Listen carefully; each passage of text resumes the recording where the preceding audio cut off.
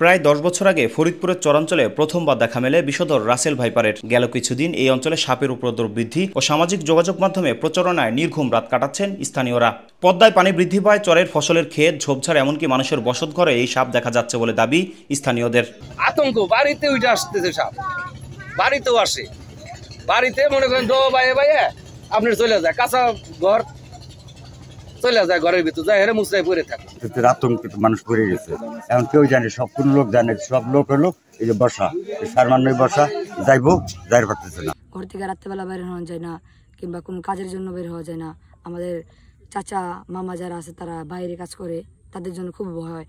ক্ষেত থেকে ফসল তোলার সময় সাপের কামড়ে চিকিৎসাধীন অবস্থায় হোসেন ব্যাপারী নামের এক কৃষকের মৃত্যুর পর এই আতঙ্ক আরও বেড়েছে।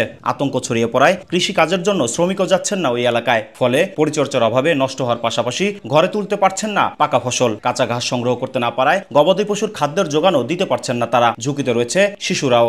এই জায়গা আছে এলাকার ভিতরে, বুঝছেন, আমার ঘর থেকে ওই দুটা মারছে। ঘাস নিয়ে আসতেছে, তার নাম হলো হোসেন, আসতেছে তারে তো লাভ দেয়, মাইরে দিছে, মাইরে দেওয়ার পরে খুব জ্বালা যন্ত্রণা করছে। আব্বারে ভালো মতো ট্রিটমেন্ট করে নাই, হাসপাতাল থেকে ভালো মতো ট্রিটমেন্ট করে না।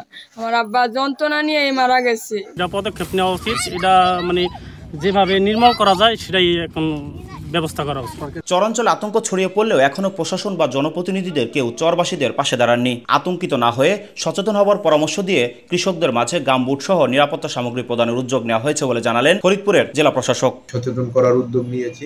একই সাথে যে সকল এলাকায় চরাঞ্চল বেশি সেখানে আমরা গামবুট বিতরণের উদ্যোগ নিয়েছি। আমরা এই সপ্তাহে 1000 গামবুট বিতরণ করব কৃষকের মাধ্যমে, যারা এই গামবুট দিয়ে তারা তাদের প্রয়োজনীয় কৃষিকাজ করতে পারে। এর বাইরেও যদি কারো সহযোগিতা দরকার হয় আমরা সেই সহযোগিতা করব।